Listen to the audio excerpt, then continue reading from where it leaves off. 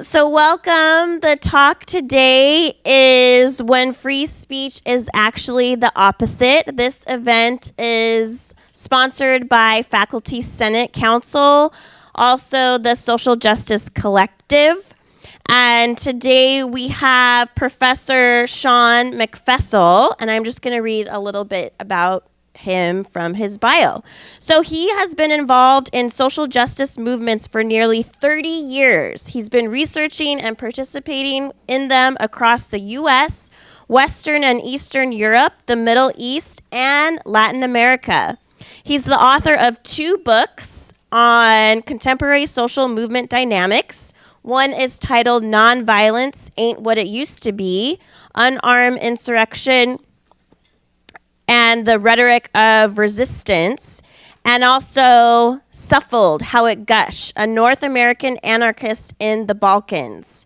His articles have appeared in South Atlantic Quarterly and Literacy and Composition Studies, and he has appeared as a social movement scholar and advocate in the New York Times, on Democracy Now!, Al Jazeera, CNN, NPR, BBC Radio, and Fox News.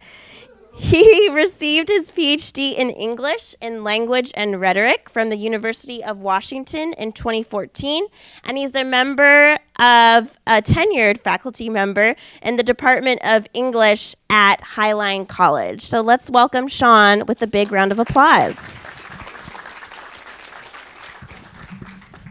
Thank you, everybody, so much for coming today, and thank you, Shoreline, for having me, particularly the Faculty Senate, who enabled this to happen, and especially Maya Smordinsky, who unfortunately can't be here today, and Elena, also, for welcoming me so much.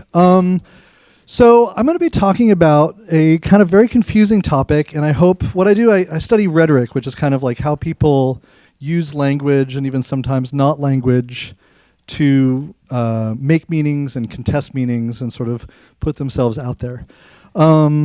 There's been a lot of talk in this last year and a half around this notion of free speech, and a lot of the examples I'm actually going to use are from local area campuses, especially University of Washington, where I went for my PhD, and some of you might be transferring to. So I'm just going to kind of jump into it. I'm going to start out by showing you 3 stories of things that have happened recently, and then I'll give us a few minutes to kind of reflect on these before I launch into the sort of heart of the talk. First of all, I just wanted to kind of, as framing, introduce the First Amendment. You know, it's the first part of the most important, of the Bill of Rights, the most important part of our most important law in the country, kind of the law that all the other laws are made inside of or on top of, or however you want to think of it. And we see these words that I put in red that are going to be occurring again and again in our conversation, that Congress shall make no law abridging the freedom of speech. That's kind of what we're talking about and what that means in application in 2018. I'm going to start with a strange story that happened in Michigan. I think this was actually this February. This guy, Richard Spencer, who some of you have heard of, he, as you see in the sign, he kind of proudly identifies as a racist and as a white nationalist. He talks about the necessity of how we should form like a white ethno-state. He thinks that the U.S. should get rid of people of color. And he does this in the sort of, you know, his manner is very polite and sort of very civilized in his presentation, but his content, I would say, is pretty brutal. So he was invited to the University of Michigan by a student group, and other students, and then the university felt like it had to give him space. Other students of the university were upset by this and had a protest to try to convince the university to change their mind. By the way, ultimately the university did not change their mind. They brought him, there was some amount of violence, and actually not long after, Richard Spencer sort of retired and he said it's not worth it anymore. But these conversations before that, and I'm going to play you a video where some of the students at this university marched to try to convince the administration to cancel this event, not to have the event. And listen very carefully to what the chancellor of the University of Michigan has to say in response to them, because the language he uses is very much going to be what we're kind of trying to work through today in this presentation. No KKK, no fascist USA. Hey, ho, Richard Spencer's got to go. Hail not Heil! Hail not Heil! Hail not Heil! So if you flip your chant list over, you'll see our demands. Basically, they're pretty simple, pretty straightforward. We want the university here in Dearborn to acknowledge the request from Spencer. They've been totally silent. This is probably because Dan Little is retiring and wants to go out quiet and on a good note. No, we're not going to let that happen. Well, what a pleasure. Sure. Oh, hey. All right. I just wanted to start off with a question. Are you aware of why we're here today? Yes, I am, actually. Do you have any comments before we make our demands? Well, I think you know what the university's very considered and I frankly think wise position is, and that is that the university is committed to freedom of speech. It is committed also to Constitution and law. Constitution and law are unambiguous, that when an external party requests access to university speech to rent space, we have to apply exactly the same standards, irregardless of content. And the university is vigilant about being both law-governed and also respecting the values of freedom of speech.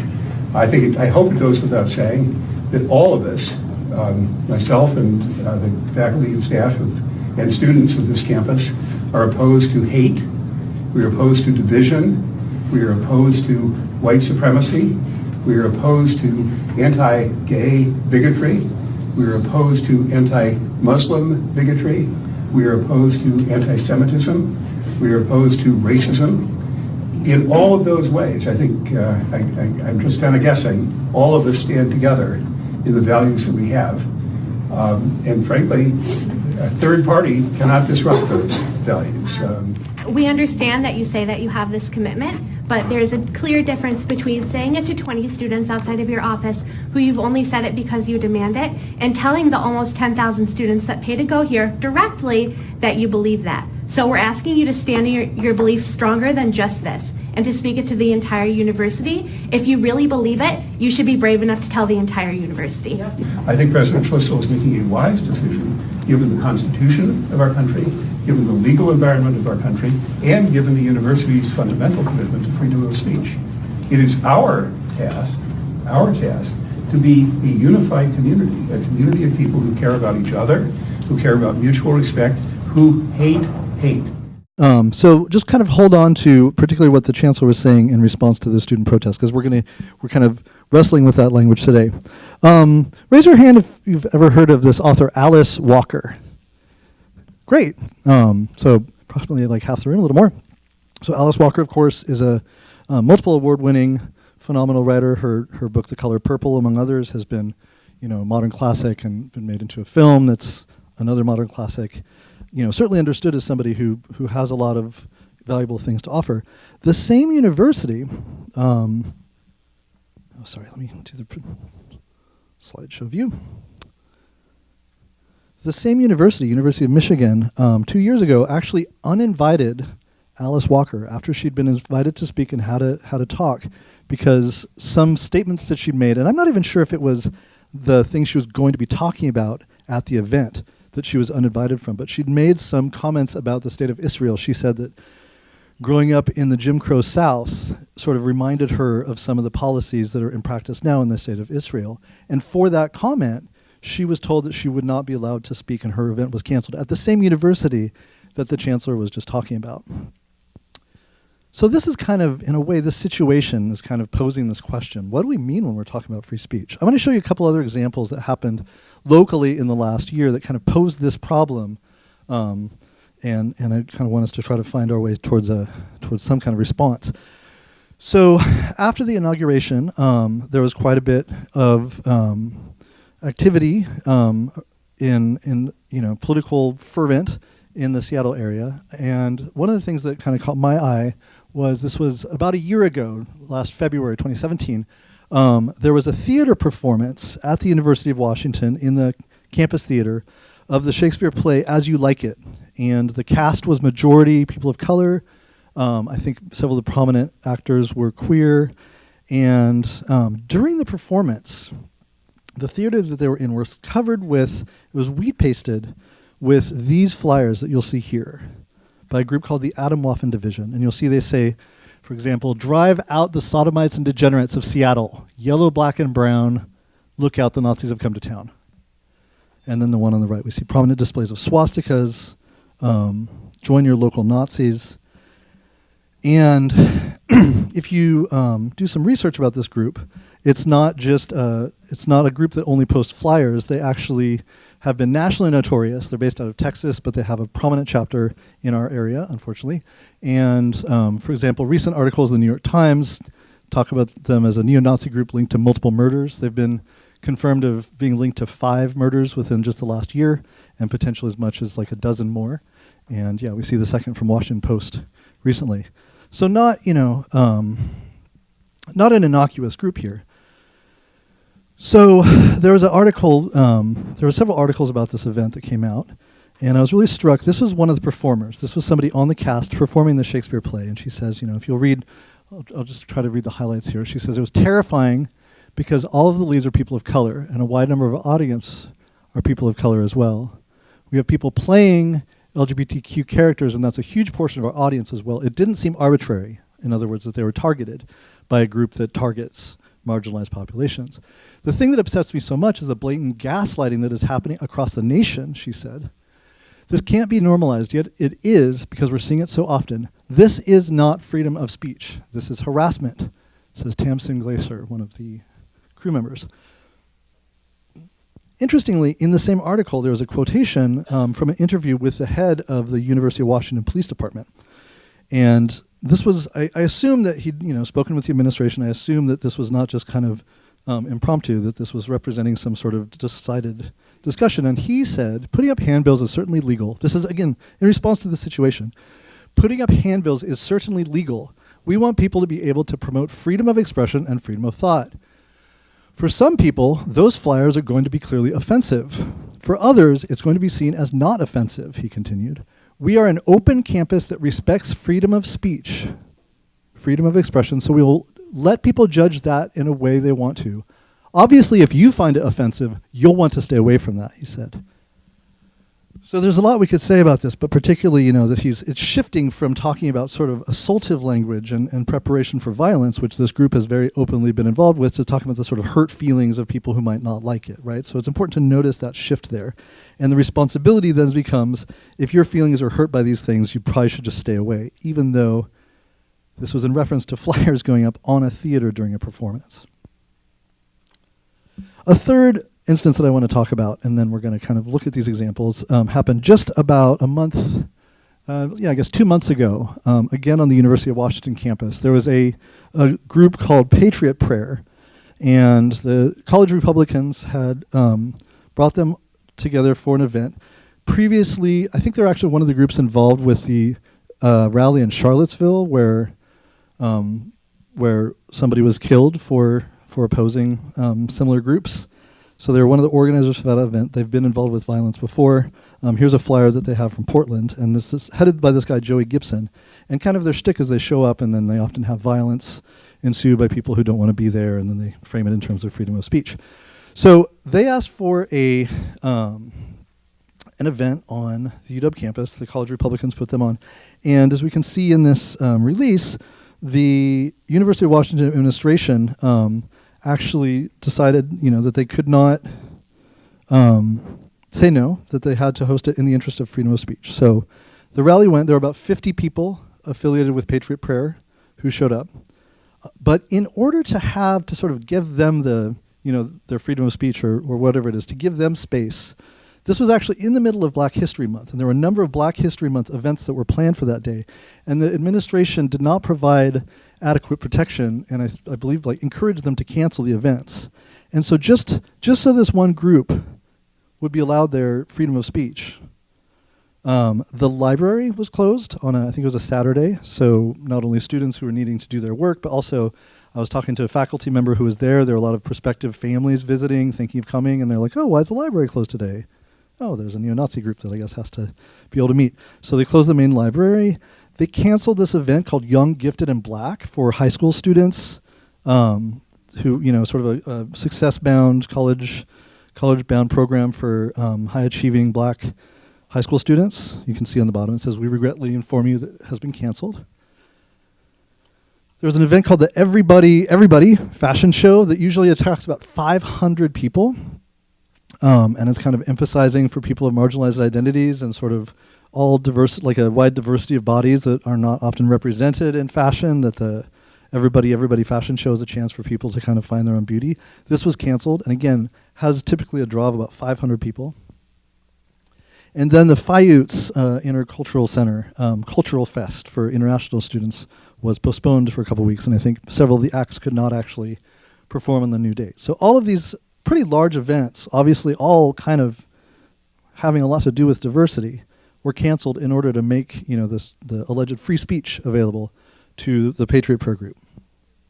So what I'd like us to do, just to kind of frame the questions that we're going to be trying to work through today, is take a couple minutes. I won't be able to hear from everybody because there's a lot of us in the room. But what I'd like you to do is turn to your neighbor and just kind of think for a second, do you think that these three events, we have the Richard Spencer being invited to the University of Michigan and the chancellor saying that there was no way to uninvite him. We have the UW Theater flyers going up where the chief of police said, that we're proud to be a diverse campus hosting a diverse, free expression of ideas, and the Patriot Prayer rally that entailed canceling Black History Month and a number of other events for marginalized students. Like, how do you feel about that? Do you feel, and if there's something, does that seem like just the way it is, that's like what the law necessitates, or does it seem like maybe there's something that could have gone differently there? So go ahead and turn to your neighbor and talk about this just for a couple minutes, and then I'll do what I do in class, and I'll ask you what your neighbor said, maybe. All right. I hate to interrupt all the conversations, but there's a lot to pack in today, so just kind of hoping to get some ideas out there. Anybody want to raise their hand and say, first of all, what about the initial situations? How do you feel about that? Your hand shot up over here.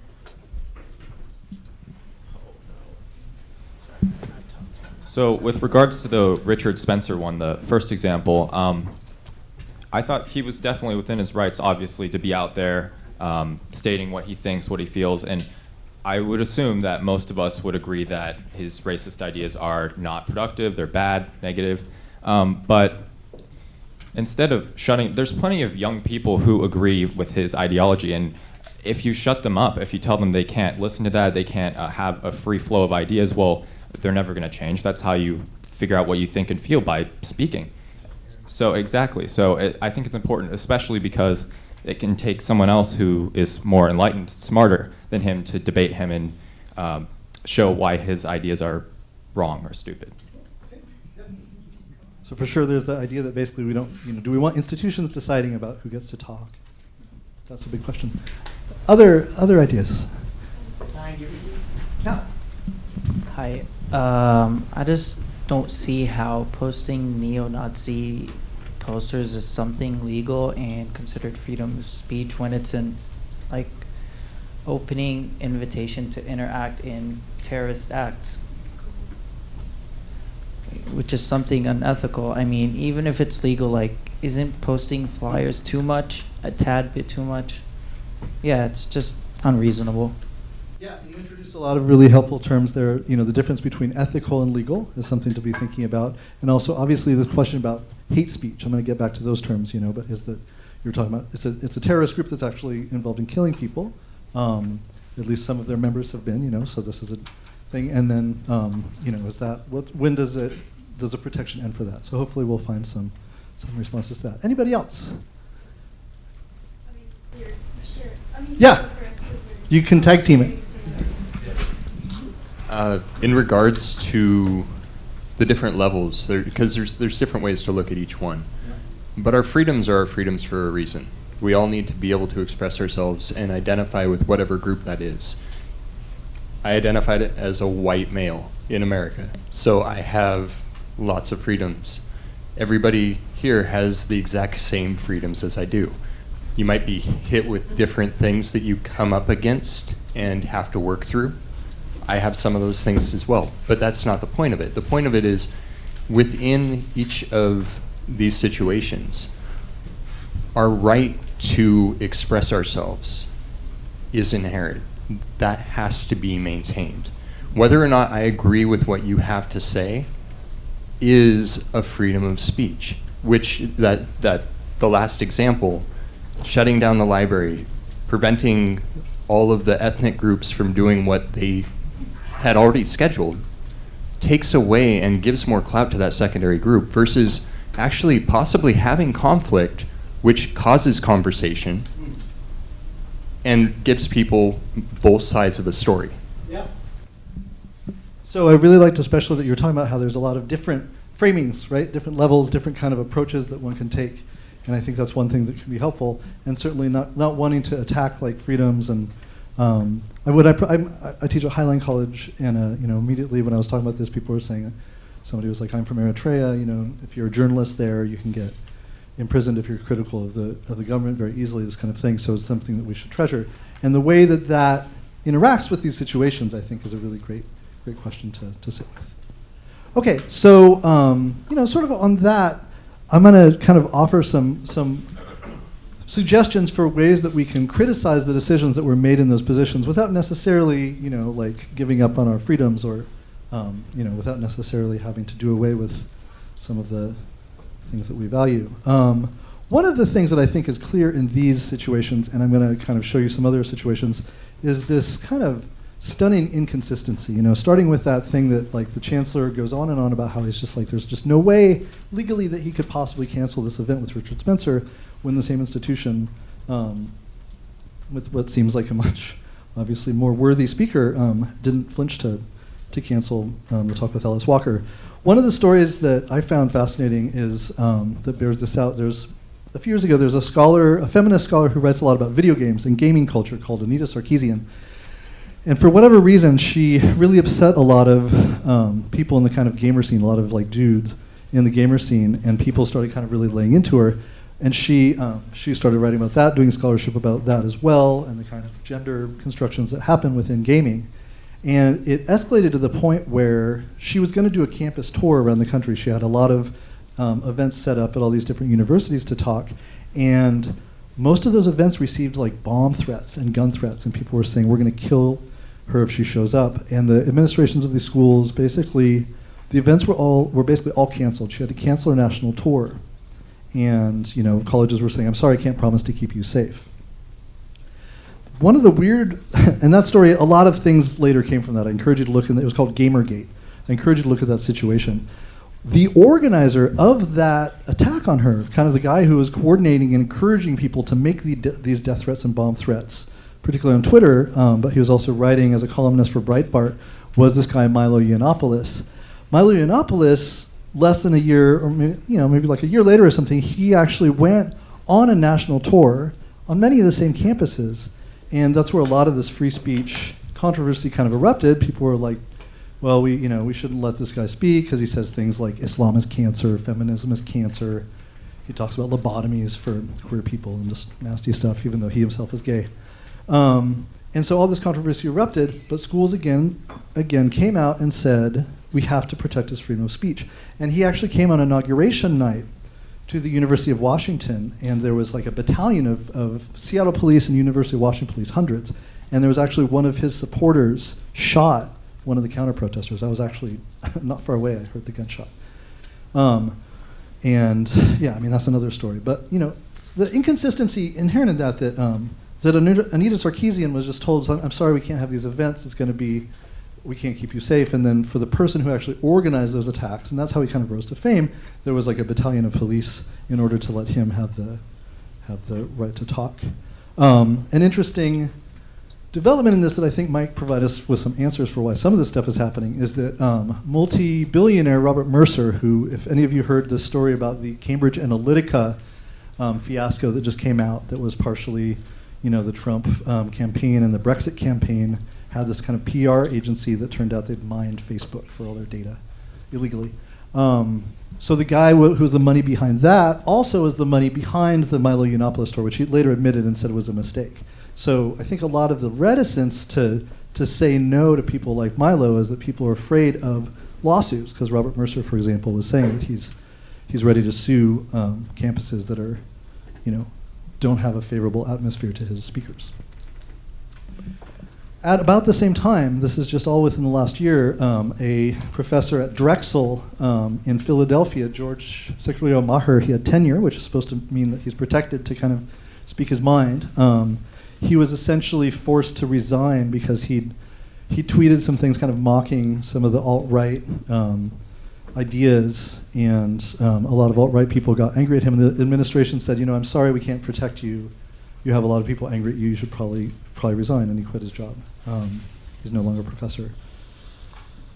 Similarly, Keonga Yamata-Taylor, she's in Princeton University, African American Studies. She also wrote this book called From Black Lives Matter to Black Liberation. It's like the standard for if you kind of want to understand the Black Lives Matter movement. She's a really great scholar. She actually tried to come to Seattle locally, and as you'll see in this screenshot that I took, she was going to speak at Town Hall, the very esteemed venue in downtown Seattle, and she had to cancel because she had a number of death threats and bomb threats, and the city said that they couldn't keep her safe, so she had to cancel. Stephen Saleta was another, if I have time, I'm going to get to this when we talk about sort of what happens in the classroom. He's a Palestinian-American professor who actually teaches about indigenous studies, and he got a job he had a tenured job, he had a very good job in Virginia, and he quit that job because he was hired and signed the contract at a university in Illinois. And then after he quit his previous job and was on his way to his new job with everything agreed and he was on his way, something happened where Israel was bombing Gaza, part of Palestine. And being Palestinian, he was very upset about this. He was tweeting that he was upset about this, being critical about it. And his job was canceled. After he quit his previous job, his new job was canceled. And now he's also basically unemployed. Years later, there were big protests around the country. Even a lot of groups of university professors were saying this is just not the way to do it, but didn't really help him get his job back. So when we look at situations like this, that there's space made for people like Richard Spencer and space made for Milo Yiannopoulos, and people talk like, we have no choice, and then you see kind of the stark inconsistency that that's applied with. I think without necessarily having to question the notion of free speech or the freedom that we have of free speech, the way that we apply that, I think something is up that we need to kind of pay attention to. There's actually the Chronicle of Higher Education is like the best, one of the best sources for seeing what's happening in universities. And this week, actually, the Chronicle of Higher Education ran a study that had been conducted that showed that actually, disproportionately, most professors who were fired for their political opinions are fired for being too liberal. Although that's not the sort of hubbub that you hear around free speech. So for example, we see of the 26 professors in the sample that he found in 2017, 19 of them had been fired for saying things that their boss thought was too liberal. Just not quite the framing of it. So if there's one idea that I'd like you to kind of take home from our presentation that I think is really helpful in getting through a lot of the confusion around free speech, it's this idea that platforms are not a right. Platforms are not the same thing as free speech. Remember, we saw the First Amendment says Congress shall not, interfere with the right for free expression, but that's a different thing than giving someone a platform, sort of an institutionally like recognized, mandated space to talk and be heard, right? So it's not merely that one can say what one thinks and not be arrested by authorities for having an individual opinion. It's a different, and that seems like that's something that nobody's talking about here. That's not what's at question here. What's at question here is giving somebody a space and an audience to be heard by many people, right? So like, for example, today I'm very honored and can't thank you enough for having me here to speak. It's because people thought like, oh yes, this sounds like the faculty senate. People thought like, this sounds like an important thing to happen, right? There's a lot of people who have a lot of things to say and would like to be heard, but something like a large room with a big audience, or this is again Town Hall, which we heard the example of. This is Angela Davis on stage at Town Hall. It's a lot of resources to give somebody an audience, right? To give somebody the space and say, this person has something worth saying.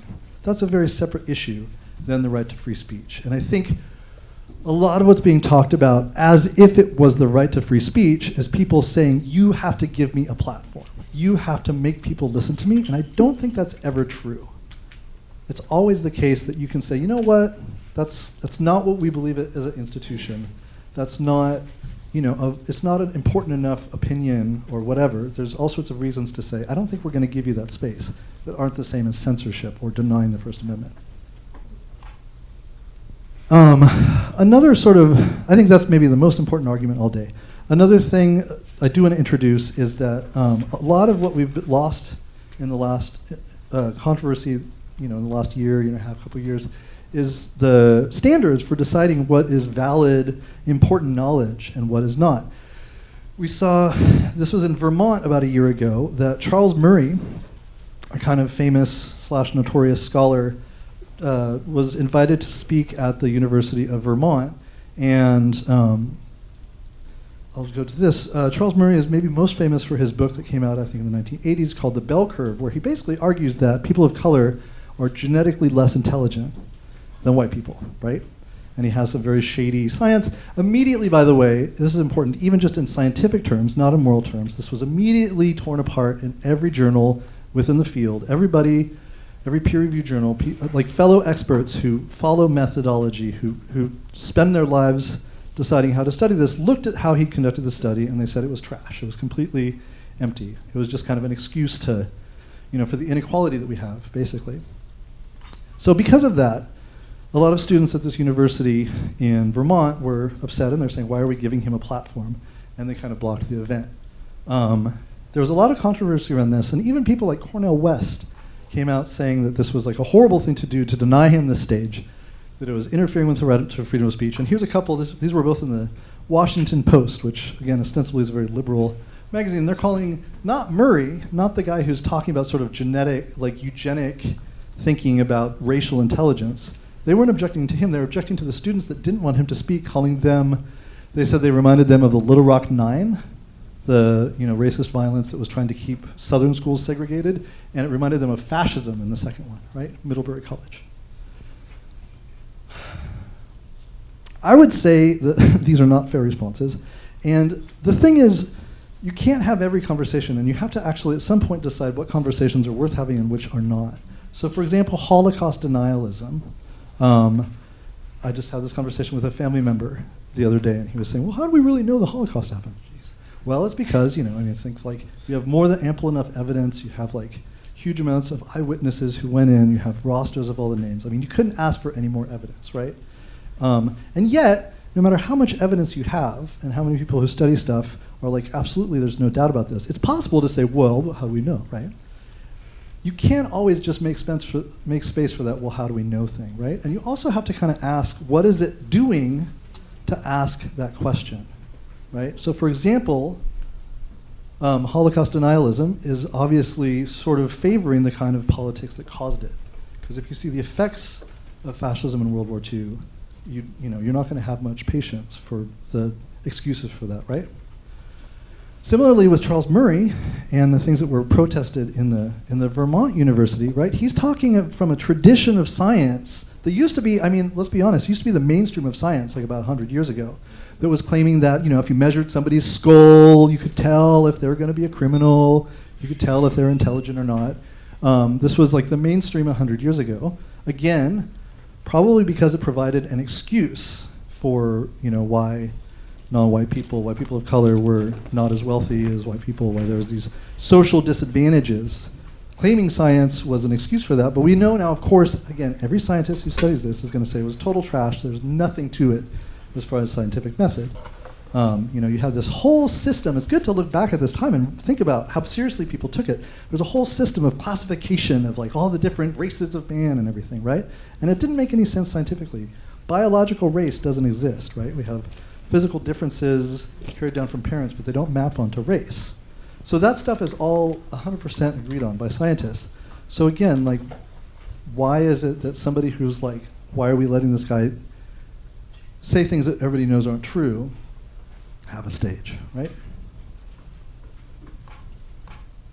I say it's basically like asking those questions that have been answered already, answered so many times, is basically kind of what it does to ask those questions is basically kind of asking for a return to the social system where those questions were accessible, where those were acceptable. Another related argument and response, I think, to these situations, I wrote this for the Federal Way Mirror paper recently. And my argument in this is the title of the talk today, is that somebody can call their words free speech, but you don't have to believe them. Somebody can say, oh, I'm just exercising my right to free speech, and they could be lying, right? You can call things that they aren't. It's this thing that we have called lying. And what I think, if you look at the speech of some of the people that we're talking about, what they're actually saying is that people of color should not have access to higher education, for example, right? If it's on college campuses and they're saying, well, why don't we just have a nice, honest talk about white supremacy or something, right? What's actually being communicated there is that universities should not be places for all people. They should be for more people, for some people and not for others, based on race, based on sexuality, based on gender, based on religion, right? So when the words that they're offering aren't just opinions, they're advocating certain values for the places that they're speaking at. And so my claim is that if somebody is saying, those people, we shouldn't let them talk, you should only let people like me talk, that's unfree speech, right? So it's trying to limit freedoms of people to engage in the conversation. So it's like an anti-conversation in a way, right? And I think that's one approach to saying that this is not something we should make space for, because the content of it is eliminating space for other people. That's actually basically all the content, right? I'm going to wrap up this section by pointing out political philosopher Karl Popper had a interesting, he called it his paradox, that he wrote in his some of his work in Open Society and Its Enemies. And he said, it seems kind of contradictory, but it's a contradiction we have to engage with. It's a nice infographic. I maybe just kind of read through it. People were sort of asking, in Popper's time, it was Nazi Germany, they were saying, should a tolerant society tolerate intolerance? And we have on the right, on the top panel, you want more tolerance? Respect me. That's how you show how tolerant you are, is you respect, everybody, right? Especially me. But Popper said, as a kind of classical liberal political philosopher, he said the answer is no. When we extend tolerance to those who are openly intolerant, the tolerant ones end up being destroyed and tolerance with them. And this is historically, if you kind of read what happened with the rise of the Nazi Party, it was this kind of with the Social Democrats and everything, it was this kind of like, oh, why would we take the Nazis seriously? They're crazy. Just give them space and hear them out. Karl Popper said it's actually by allowing them to organize public space and have those resources, you're actually destroying the basis of the conversation. And so he said any movement that preaches intolerance and persecution must be actually outside of the law, because you're undermining the conversation, you're undermining the framing of that by allowing it. As paradoxical as it may seem, defending tolerance requires to not tolerate the intolerant.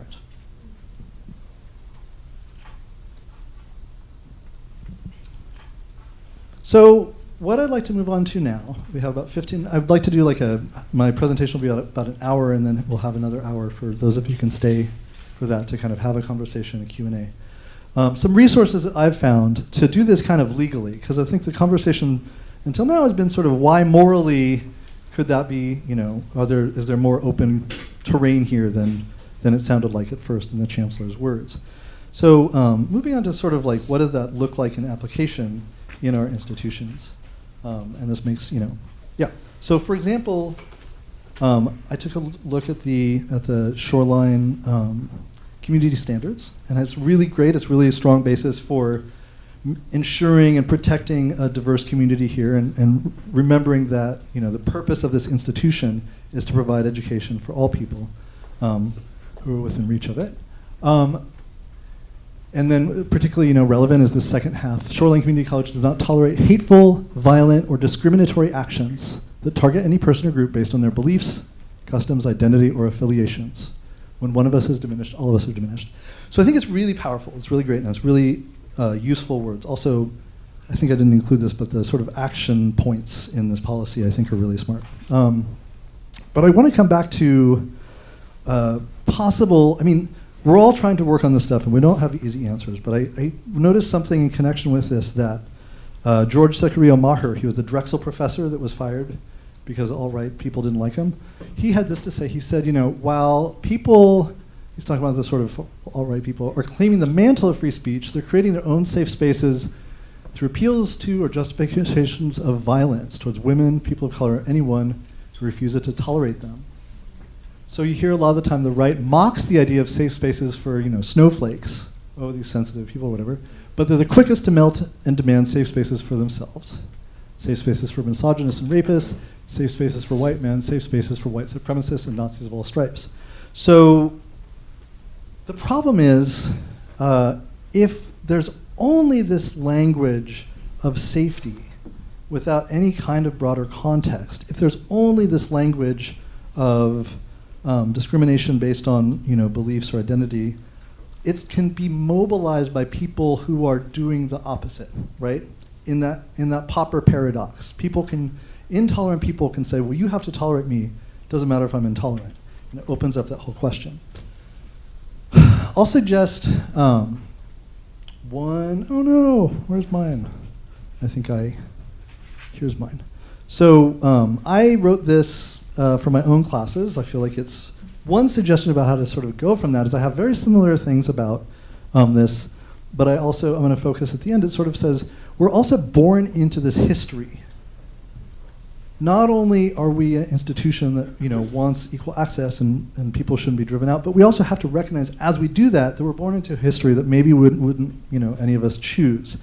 And in that history is embedded this inequality, all sorts of inequalities based on race, gender, sexuality, ability, religion. And so we should be especially careful to not reproduce those means that have excluded people in the past, right? And I think it's really important to have that historical framing in order to have an answer when people try to kind of play that, well, I'm offended by what you're saying thing, whatever, right? Okay. Yeah, so I got about like 12 minutes. I just kind of want to introduce some more tools that I think we have that can help us cut through this confusion of conversations around these things. Not necessarily give us all the answers, but at least some tools to help us find them. The next is that it's hard to, we talked at the beginning about sort of hate speech versus free speech thing, and I forget if it was here. Yeah, hateful. My college also has a similar thing. So Shorley Community College does not tolerate hateful. So that language there, it seems so important for, having guidelines for what is okay and not okay in a university environment, in a college environment. But I want to suggest that it might also, in a similar way, be kind of vulnerable to that manipulation. Because what does it mean to say something is hateful, right? There's a great study, if anybody wants to write a paper on this or read up on it, by this person, Kay Whitlock, in this lower right-hand corner, Reconsidering Hate, Policy and Politics at the Intersection.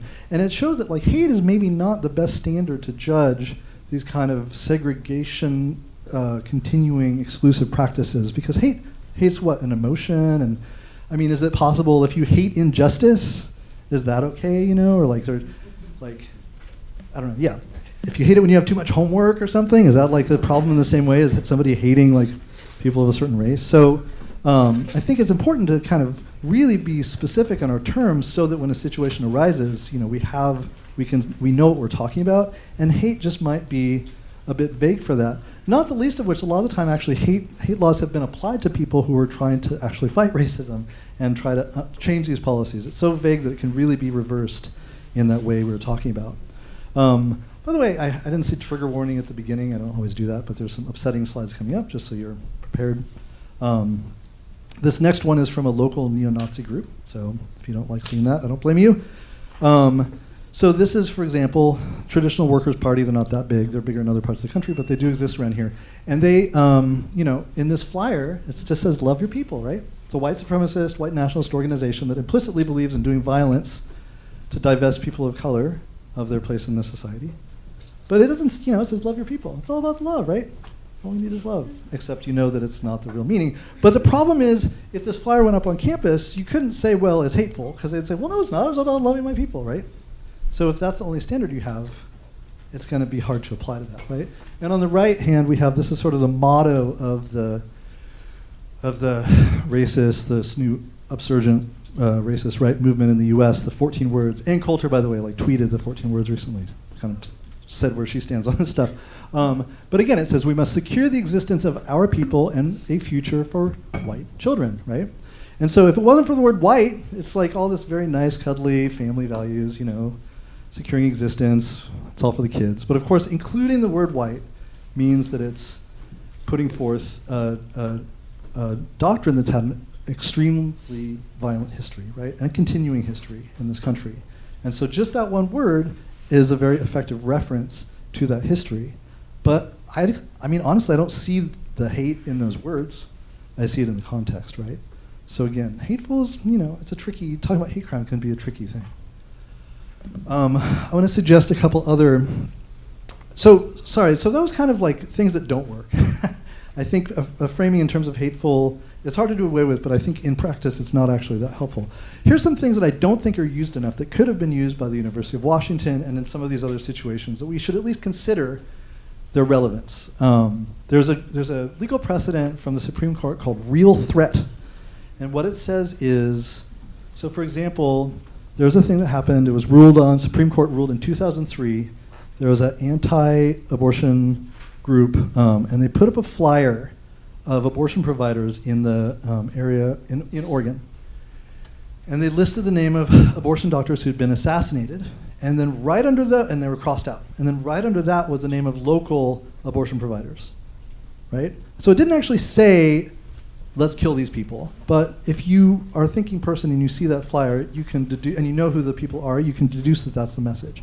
So the Supreme Court ruled that given the context, if a person could reasonably understand that something is a threat to them, that is not protected speech. Supreme Court ruled that the group on the left that put up those flyers was not protected speech because it's actually a physical threat. It's not just talking anymore, right? It's not an expression of a belief, it's an action. So similarly, for example, with Milo Yiannopoulos, he, before coming to the University of Washington, he was at a different campus, and he had some pictures from Facebook, I think, of a trans student at University of Wisconsin on the right, named Adelaide Kramer. And while Milo Yiannopoulos was giving his talk, he projected this picture of Adelaide Kramer on a big screen. I think it was a lot bigger room than this, but you can imagine. And Adelaide was in the room. And imagine seeing your picture like projected, and everybody's mocking you, laughing at you, and it actually had like gun scope crosshairs on this person's face. So again, it's sort of like if the Supreme Court says that this is an actual physical threat, I'm not sure why this situation was not considered so. Colleges also have the right, and public institutions have the right to conduct operations so they don't interfere with why they're there. It's kind of common sense, but it's also the law. And so, for example, I made the argument at the University of Washington that if allowing these groups on campus, starkly in the Patriot Prayer event that we heard about, prevents their function of providing education to a diverse student body, that's interfering with what they're there for, right? So that's an argument. And colleges can regulate the time, place, and manner of events to make sure that that happens. So, they could have said legally, without much trouble, that Milo Yiannopoulos could talk in like a closet in the basement or something. Maybe, that's one approach, right? But because if it was speaking in a public space, it's representing what the college is there for and not. Another separate legal argument, all of these are sort of resources that have been applied in the past, and for some reason they're just not being used very much in the last couple of years, is the law of harassment. You might notice that the person in the theater production said, this isn't freedom of speech, it's harassment. I actually think that she was legally right. She was actually making a legal argument there, not just how she felt. Harassment is, something that targets somebody, with the real threat of physical violence. It's a bit different than the real threat precedent. But I think clearly that could have, the fact that the flyers went up in physical proximity to that, like the building that people were in, was harassing behavior. It was meant to scare those people away from what they were doing. This is really brutal. Again, trigger warning if you don't want to see some kind of nasty, hateful, threatening messaging. This next one, this went up at Cleveland State. This is perhaps the starkest example of the freedom of speech thing being just driven to ridiculous extremes. This is really awful. This flyer on the left says, follow your fellow faggots. And it's saying basically like a large number, it's basically a large number of young people's suicides are because of people's sexuality, being queer, especially trans here. And then, I'm sorry to present this, but it's important we know what's going on and respond to it. It says basically like, you should do the same if you're one of these people. Signed, Fascist Solutions. Awful, awful, awful. the president, I can't believe this, I'm sorry. The president of Cleveland State University responded with this email, with this release, and they said, at Cleveland State University, our foremost priority is maintaining a welcoming environment that provides opportunities for learning, expression, and discourse. We remain fully committed to a campus community that respects all individuals, etc. We're also committed to upholding the First Amendment, even with regard to controversial issues where opinion is divided. As if like student suicide is a controversial issue where opinion is divided. I would think that like colleges would admit that it's pretty united opinion that would be a terrible thing to happen, right? And then again, we will continue to protect free speech to ensure all voices may be heard. That's the response to this. There's no condemnation of this. No hint that this is not reasonable dialogue, right? So I'm going to just claim that this is inconsistent, not only with the values that these institutions are claimed to have, but also legally it's not there. Another thing, I'm just about out of time for the presentation part. Another law that might well apply to this, and again, we were talking about this in the beginning, some people's responses to say to this. If some language incites violence, if you're like, okay, never mind, I'm not going to have an example because it would be illegal. If you say something that would be encouraging people to do violence, that is not only is it not protected speech, it's actually, you can go to prison for it, right?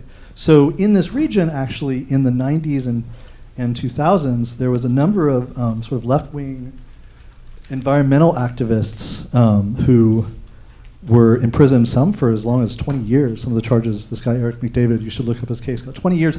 And they didn't, some of them did stuff, but some of them didn't do anything, but they did things like run websites that approved of, radical actions in defense of Mother Earth or whatever. But they, again, weren't doing, they were sent to prison for what they said on conspiracy charges, in most of their cases, actually in all of their cases, they never harmed living beings. They never harmed humans. They never harmed, animals. They didn't talk about harming people. They talked usually about costing money to institutions through property damage or whatever. Not to condone that necessarily, but just to point out the inconsistency with the standard that these people, nobody talked about freedom of speech with this. People got like a long time in prison, as opposed to these other people who are actually talking about murdering people for being of marginalized identities, and somehow that doesn't count as incitement to violence. I guess I'm just going to end by sort of suggesting that these are things about public space. And when I said that idea about platforms is really important, not to confuse somebody's individual right to have their crazy ideas and talk about them with their friend at the bar or whatever, That's not an issue here. What's an issue is about what do we give our public space to, and what do we accept as reasonable discussion in public space that we make room for. As a teacher, I actually feel really strongly that sometimes classrooms should be a different space, and that sometimes different standards apply in a local educational context. So one irony is we hear almost a flip of this discourse. We talked about Stephen Saleta, who lost his job over his tweets. When he was fired, the chancellor of the university, who actually used to be at University of Washington, but this was in Illinois, she said, the reason that she fired him for his tweets was, she said, "What we cannot and will not tolerate at the University of Illinois are personal and disrespectful words or actions that demean and abuse either viewpoints themselves or those who express them." And I kind of think that education is actually the first part of this. I think our job is to disrespect and demean and abuse viewpoints themselves. Abusing viewpoints is great. Everybody go abuse, disrespect, demean viewpoints. That's what thinking is, right? The problem is if you're sharing an institution, to do that to the people who are expressing those, right? So again, in my policy I have in my classroom, I think it's good to disagree and tear apart viewpoints and ideas. You just want to make sure you're doing that with language that is still sharing the space with the person that you're doing it with, right?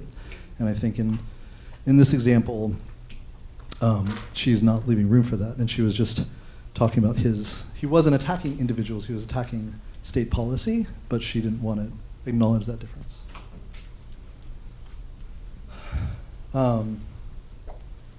So in conclusion, I think this issue is affecting all of us in different ways.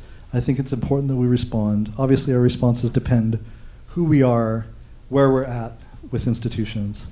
I think the most important principles to kind of start from are just to kind of keep remembering when people have these vague, like, no, but I have the right to this or that.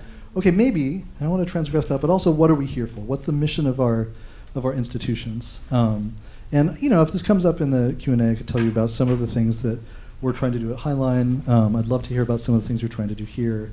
I think the final thing is just that these problems affect our communities at all these different levels, and so we have to kind of respond at many different levels to that issue. And I think responding in our communities, responding as students, as faculty, as staff, as administrators in our different ways, and working together across our different positions is the solution to that.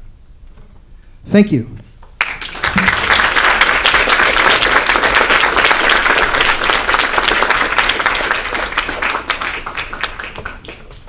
All right, so we have another hour just about to kind of talk through this. I was hoping to introduce some helpful tools in teasing apart these. I don't know if I said this at the beginning. I guess I did. I'm a rhetorician.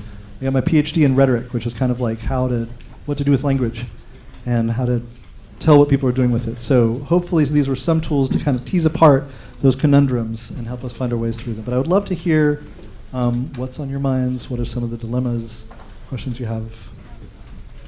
Yes.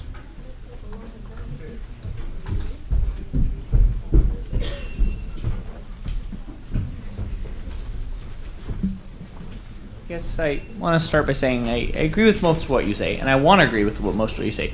I think you're underselling the two-wayness of earlier when you're talking about the protests that were protests against events that either canceled or did not cancel.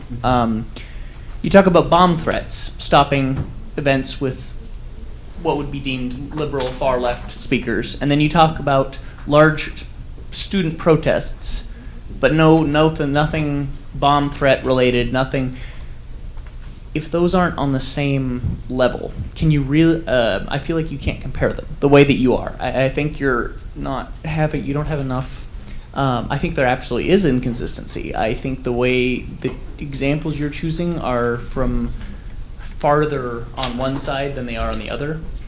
And I don't think that's an accurate description. I think there's still validity to your argument, but I think the way you're presenting it does not give equal ideas to each side. I mean, I guess one example, look at Antifa, anti-fascists. Yeah. I think that the fact that one did not come up at all, I think that's one very relevant part that is of the left that is, more not just marching against things and whatever, but that's more.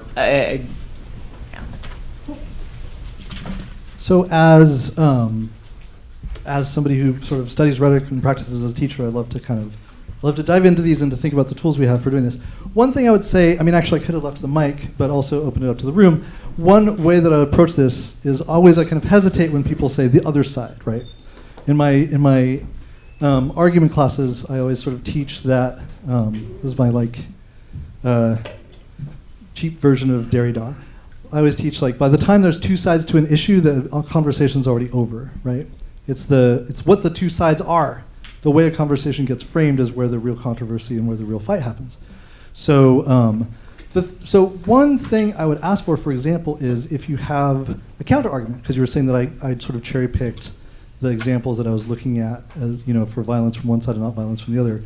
Antifa would be a counter argument of groups that I guess make certain use of violence who are more from a left side.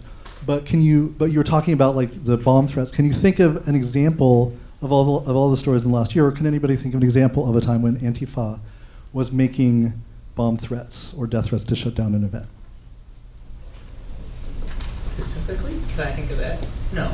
I guess more of what I was trying to say is that whether the event gets shut down or not, regardless of who's making the bomb threat, anyone can make a bomb threat. Yeah, so maybe certain parties are more likely to than others.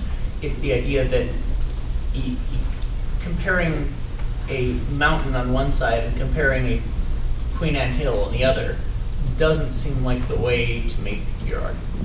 So I guess my argument is based on that they aren't equivalent sides. And I think and the evidence for that, so basically, as I was saying, the sort of framing is the question, right?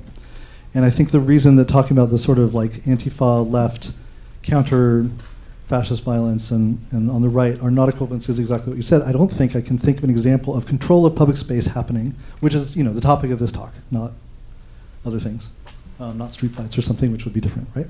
But as far as controlling public space, controlling access to public space, I don't know of an example either. And again, if anybody does, there may well be one, but I didn't hear it, of sort of counter far right, whatever, of Antifa, for example, using bombs to control public space, which is sort of the issue. So I think that's why I'm saying that they're not necessarily equivalent. Go ahead. Well, then what about the reverse? What about, there definitely are examples, I can't give you any exact off the top of my head, but there are plenty of them where far-right individuals are not using violence. There were none of those. They don't all, there may be more examples of violence on that side. I just... But if we're talking about that would be true if the issue was like, when do people not use violence? But the issue is like contested control of public space. And I'm saying it's an important aspect of that in the last year, that violence has been used, in the last couple, I mean longer than that, but especially, that violence, things like bomb threats and death threats have been used to control, particularly I'm talking about higher education, because that's why we're all here, right? To control those spaces. And I don't think it's an equivalent, so that's why I'm saying I wouldn't present those as equivalent sides, like with some fulcrum, because the fulcrum isn't there. I mean, in another sense too, in a broader discussion of it, there was a report recently released by, I think, the Southern Poverty Law Center that the alt-right has resulted in something like 40 or 50 casualties in the last year. And again, I've pretty consistently heard 0 casualties from people opposing them. So I always hesitate, as a rhetorician, I always hesitate about thinking of opposites, about thinking of this side and that side, and not that doesn't happen, but the way we do that is with the way the argument happens. And I think in this case, I don't think of those as two equivalent sides with some sort of balance in the middle because of this. There's one here. Oh, it's okay. It was in Okay. Yeah. I really like your idea about platforms are not a right. But I'm also thinking about what we just discovered, say, on George Mason University, that we have the funding that's coming to them from ultra-right-wing places, and the argument that could be made, anybody trying to, I mean, they're having the right to hire and fire people, the far right, because they are funding, yeah. And it worries me about places like that having the argument is platforms are not a right for people who are in favor of social justice. I mean, I think the first thing I'd say to that is just if that's how decisions are being made, then fine, let's just be honest about it, right? Because I think it's sort of, underneath this is a lot of deeper questions about democracy and our values and representing that. And if we, if an institution is claiming to be a public institution serving the public, but they're making decisions based not on that as a priority, but based on who's giving them the most money, like I understand why that happens. It's not. I don't know how to change that part, but I think at least we should be honest and point out that's what's happening. Because then, I mean, I guess I'm being disingenuous. I think what we can do, for example, in all our as students in different institutions or whatever, is point out when there's that inconsistency and ask about our values. And I think at a certain point, when public institutions are sort of called to account and have to show their cards, then they end up having to kind of follow what the public wants them to do. It's when those decisions are not being made openly that the things that people disagree with will happen more. Does that make sense? So I think just beginning with honesty, like you can't tell people don't take the money if you need to stay in business. I get it, right? But at least admit that that's what's happening, and then you can start that conversation next. What do you do about that?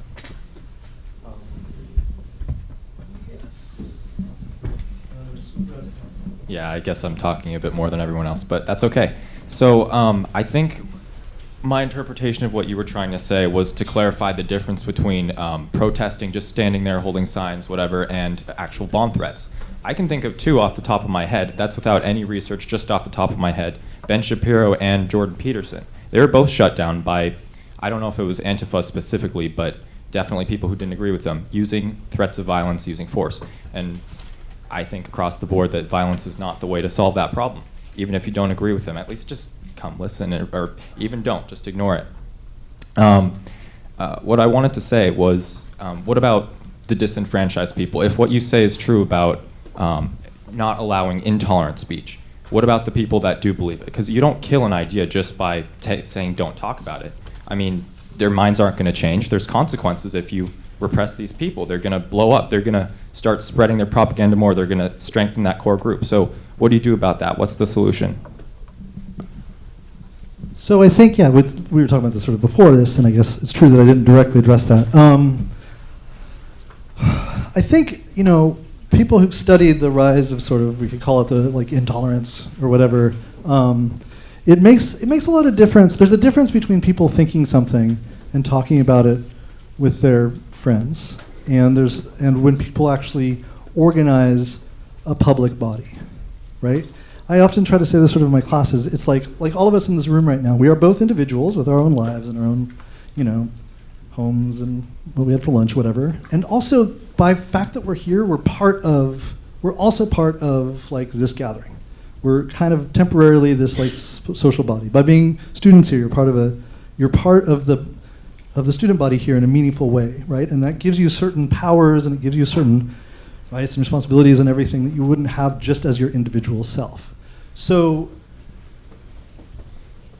as I said, I mean, I don't know, I'll say, for example, I'm interested in China a lot recently. I'm reading about the Chinese government. I'm horrified by the amount of internet censorship. And that, for example, I'll tell you one thing, that in China right now, there's this thing being implemented where you have a social credit rating, and depending on the things that you search for, you have a number where your good citizen rating goes up or down. It's like we have in the US for your credit rating, but it's not just how you spend your money, it's also your political opinions. That's totally messed up, right? That's an interference with individual conscience and an attempt to regulate it that's, I think, abhorrent, right? So that's definitely I think of that as a completely different issue.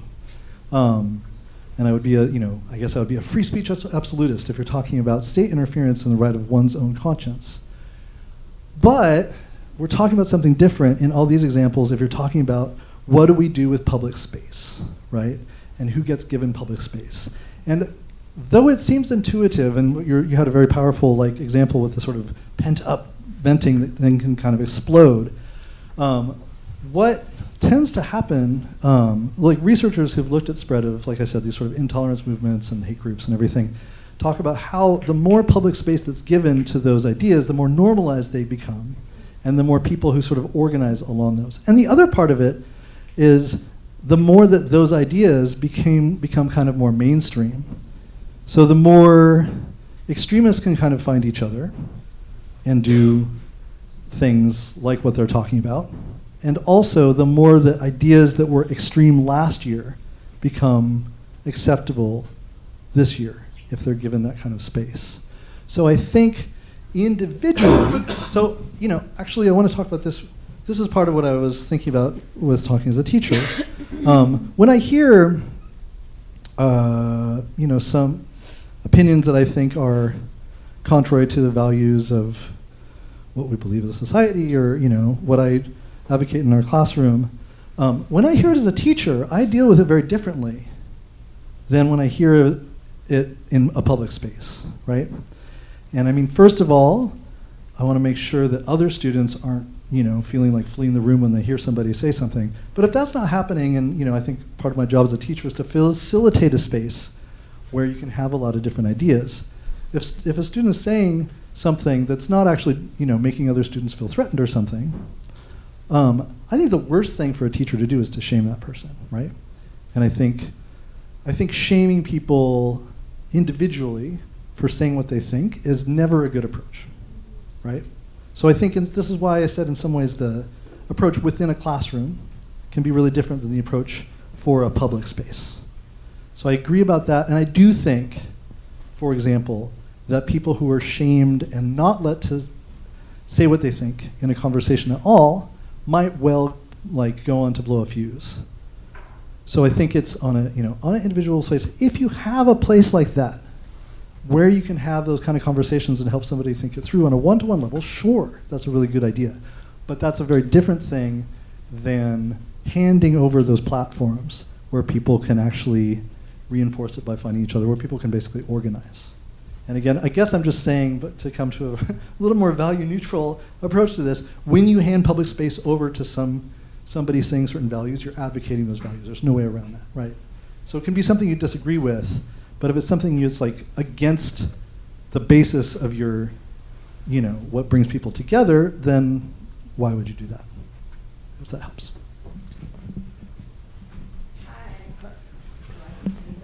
Yeah, because of the recording. Okay.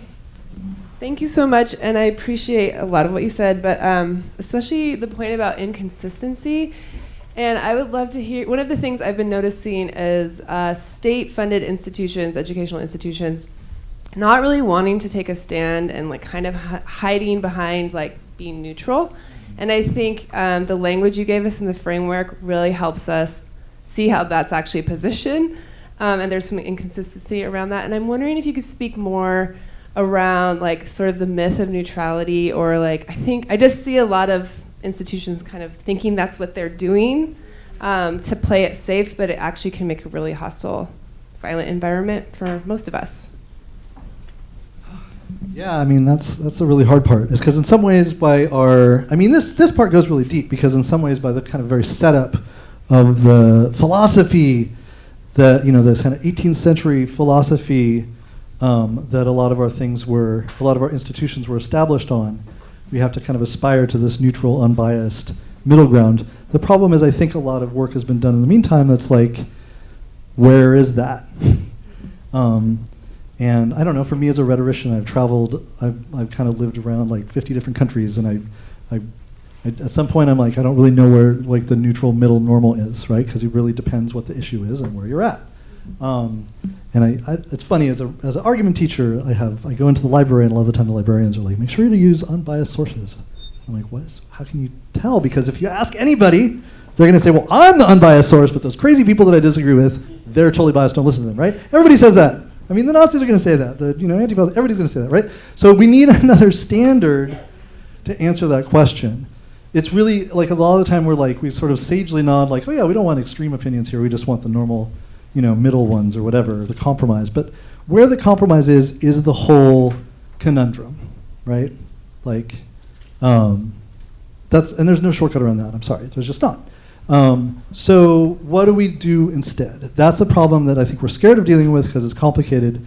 We don't have easy answers, but I think part of this was to suggest, for example, that values or speakers or positions that say education should not be for everybody, education should only be for a certain kind of people, based on race or based on sexuality or whatever, just pause with that and think not about that as another opinion among many, but compare that to what we believe about education. Compare that to maybe even language we already have, or compare that to what we think education should be for.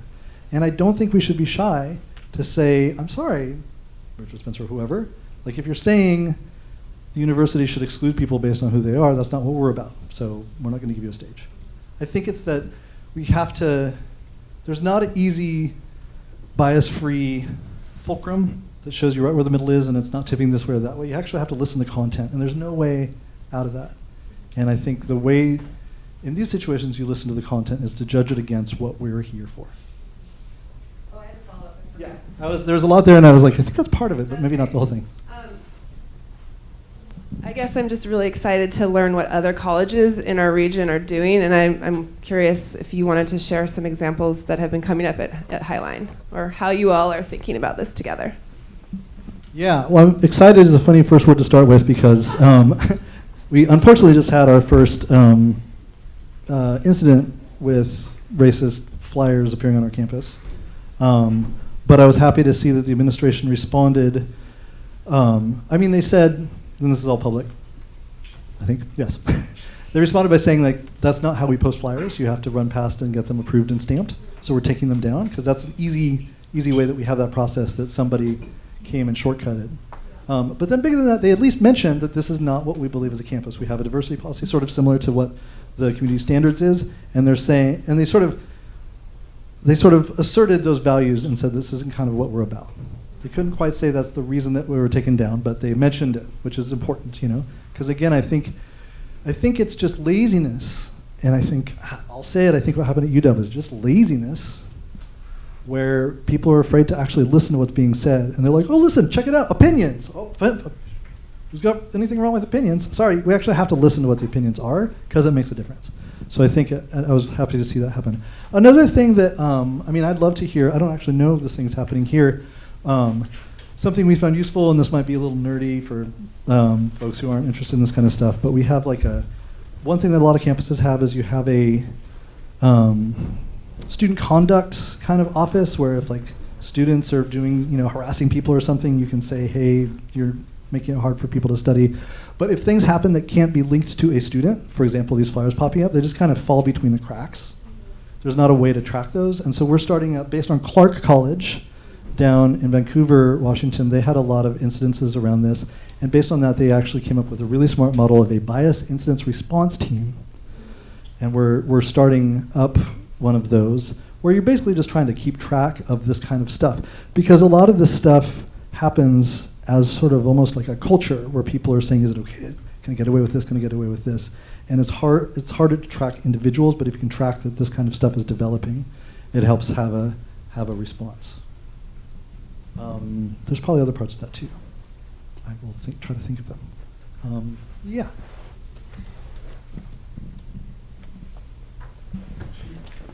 Do you think there's a level of, in talking about the right and the left, which kind of seems to be the main thing here, that social divide and the level of fear that's mainly put in from the left side on bomb threats and things along that, do you think there's a level of nurture versus nature where, okay, you say you're going to have a bomb threat, this event's planned, all these things are here for the school, that aspect of if that does happen, that group's going to be, in a way, I don't want to think about that, but the group it gives them a platform in a way to either uphold what they're trying to do as far as fear, or it puts them in a light of that's really not something we need to worry about. We need to keep going after the good things that, if that's the left side is this non-fear invoking aspect of things and continuous growth and inclusion. How does that, not allowing for the groups to continue because of that fear invoked, that I guess that's kind of what I'm wanting to touch on. Yeah, again, like as a rhetorician, I always pause and I always encourage everybody to be skeptical about the framings, right? And to kind of pause at them. And I see what you're saying. It's sort of like what gets said about terrorism, right? It's like if we fear the terrorists have won, because it's called terror, so it's meant to make you afraid. But, it's kind of true, right? But it's only it's one framing among other framings, and sometimes some framings are just not as helpful as others, right? And some framings can even be kind of dishonest. So I think, though, if I understand what you're saying, there's this sort of, what I'm hearing is that there was recently a study that you might be alluding to that conservative politics have more of an element of expressing fear, and liberal ones. Yeah, I've heard that these studies. I don't mean to assert any partisan affiliations, but it's just that those sort of like fear of like people flooding across the border, fear of terrorism all the time. That's more of a psychological element present in like right-wing discourse or whatever than left. So I think what you're sort of saying is if you're like trying to criticize at least far-right stuff, but you're afraid of it, isn't it sort of repeating the problem or something? I can see what you're saying, but I think, again, the framing of more like thinking of what is the values of our institutions and who are they there for, and are we being consistent about our values? is more the way that I would think of it. I want to rotate it around. So yes, I'll get back to it. And I also want to pause for a second because I forgot I do this as a teacher, but not always as a presenter, that if sometimes people are kind of shy and their hands don't shoot up right at the beginning, you can have good questions too. Oh, yeah, so let's go here. Hi. I mean, I know this might be like totally against the whole gist of the First Amendment, but don't you think that free speech should be also like regulated in some way? That, I mean, free speech, like, right, you have your total right to express your opinion, but in a way that makes total sense to people and not offensive. I think that things are given meaning by their limits, right? And I'll nerd out for a second if anybody's taking a class where you talk about structural linguistics. Meaning, words mean things because there's other things they don't mean. And so the first question I always ask when I'm like, what does this thing mean? I'm like, what is it not? Like, what is a tape dispenser? Well, it's not glue. Okay, now I know something about it. It's not glue, right? So, sorry if that was too much of a tangent, but free speech means something because it doesn't mean everything, right? And so, for example, the Supreme Court has been very clear about that in cases like asserting that real threat is not protected First Amendment free expression. Material disruption of an institution for what it's there for is not protected First Amendment free expression. Harassment is not protected First Amendment free expression, and incitement to violence is not. These are the limits of what is not. It's speech that's not free speech. It's sometimes you can use your mouth for things that isn't actually just expression. It's like threatening somebody, and that's not protected. Obviously, I'm not going to do it, but there's the example of yelling fire in a crowded room. Is nobody ever says that that's protected speech, because you're not just expressing something, you're doing something. And a deep thing where like another, it's like a whole nother lecture or whatever that you might have in your classes, is there's this thing called speech act theory, that maybe in some way all speech is kind of already action, okay? But at least for these things, if something is already a threatening act, if you're cutting people out of the conversation with it, then the Supreme Court says it's not free speech. Just for some reason, they're being a little ambivalent lately. So I guess that's what I would say, is that I don't think it's contrary to free speech to say that all speech isn't free. That's what makes it mean something. Yeah.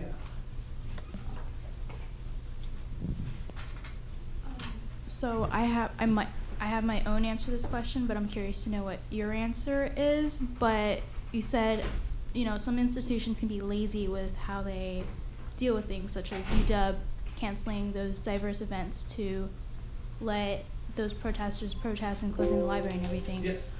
But I get their intent, but their consequences I see gave the protesters a platform, which I want to know what your answer, or how you think about that, just how. I think I completely agree with you, right?